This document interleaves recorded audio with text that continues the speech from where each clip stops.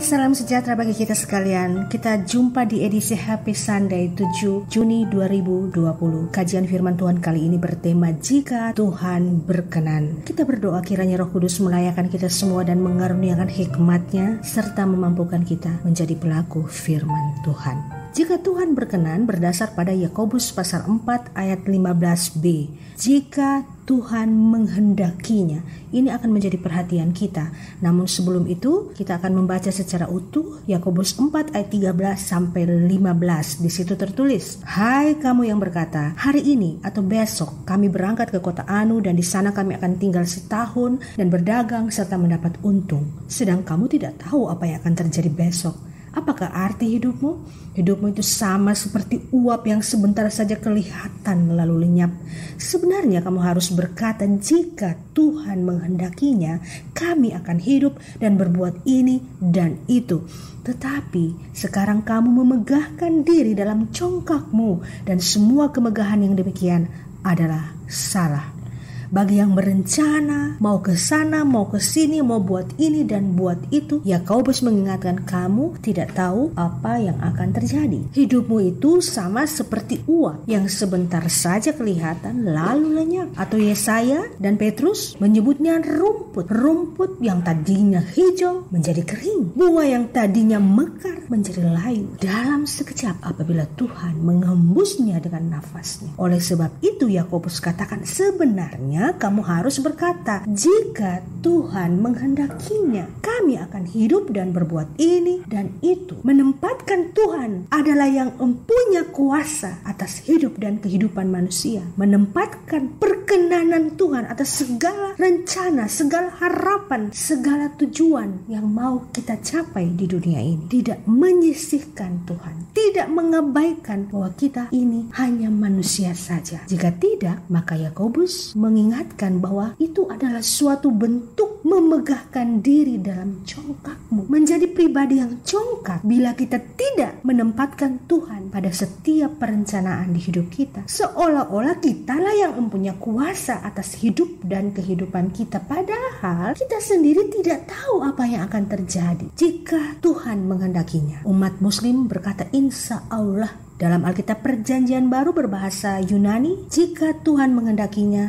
itu adalah eano kyrios telesi. Eano kyrios telesi. Kata telesi menghendakinya berdasar kata kerja telo yang artinya mau, ingin, berkenan. Kata ini dipakai banyak sekali di dalam Perjanjian Baru berbahasa Yunani. Ada 209 kali disebutkan. Di sini saya memilih 2 untuk menjadi perhatian kita. Pertama, kisah seorang yang sakit kusta. Ia berharap Tuhan mau menyembuhkan. Kalimatnya seperti ini dalam Matius 8 ayat 2. Tuhan, jika Tuhan mau, Tuhan dapat mentahirkan aku.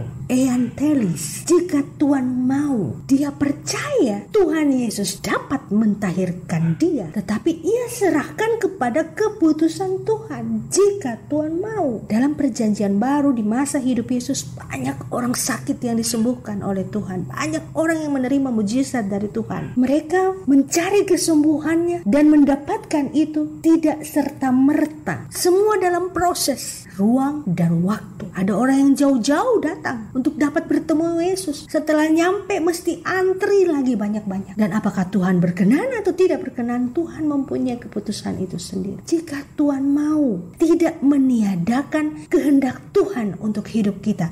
Iman adalah menempatkan Tuhan sebagai yang mempunyai rencana di atas kehidupan kita. Ia dapat menyembuhkan, tetapi Tuhan punya waktunya sendiri. Bahkan Marta dan Maria menanti Tuhan yang sengaja belum langsung datang ketika mendengar kabar Lazarus telah mati. 4 hari setelah Lazarus dikuburkan, barulah mujizat itu Tuhan nyatakan membangkitkan Lazarus. Apa kata Tuhan di situ? Syukurlah aku tidak hadir pada waktu itu, sebab demikian lebih baik bagimu supaya kamu dapat belajar percaya. Waktu itu dipakai Tuhan supaya kita dapat belajar percaya. Tidak semua orang akan mendapatkan mujizat dalam sekejap ia sakit langsung sembuh. Tuhan punya maksudnya sendiri. Tuhan punya rencananya sendiri bagi hidup setiap orang. Bisa sama penyakit, tapi beda rencana Tuhan, beda maksud Tuhan bagi setiap orang. Ada di antara kita yang sedang dibentuk untuk sabar, dibentuk untuk percaya dalam masa penantian akan kesembuhan dari Tuhan. Mujizat Tuhan tidak meniadakan kehendak Tuhan. Harapan akan mujizat Tuhan juga tidak boleh menjadikan Tuhan sebagai hamba yang harus kita perintah, kerjakan, sembuhkan. Ya, tetap harus jadi Tuhan dan kita harus tetap menjadi hamba yang menanti keputusan dari Tuhan. Perhatikan,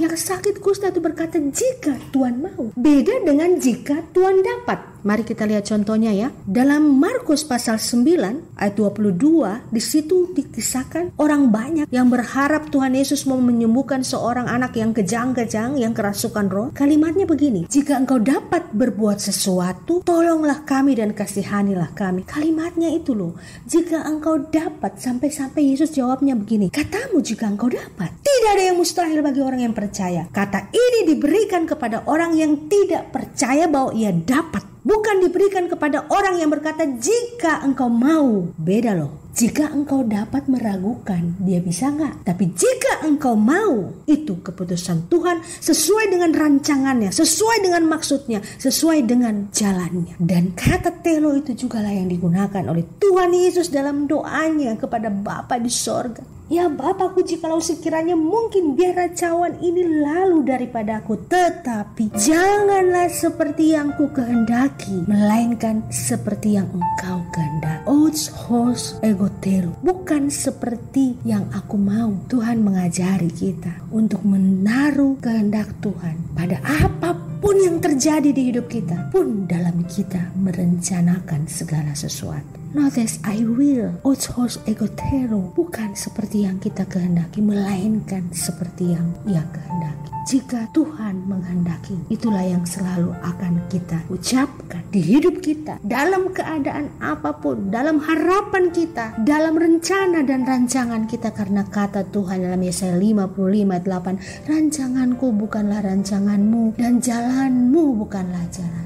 Dan Rasul Yohanes berkata, inilah keberanian percaya kita kepadanya, yaitu bahwa Ia mengabulkan doa kita jikalau kita meminta sesuatu kepadanya menurut kehendak, tidak memaksakan mau kita. Karena Tuhan itu punya waktunya sendiri, Tuhan punya rencananya sendiri. Terkadang kita diizinkan untuk menanggung segala perkara. Ada sesuatu yang Tuhan sedang kerjakan di masa itu. Ingat, Tuhan itu terus bekerja di dalam diri kita. Ia tidak diam dan tidak membiarkan. Hanya terkadang kita yang tidak sabar menanggung segala perkara, dan kita yang tidak melibatkan Tuhan dalam perencanaan kita, sehingga kita terkadang menjadi kecewa dan mengira Tuhan tidak peduli. Insya Allah. Eano Kyrios Telesi. Tuhan Yesus memberkati.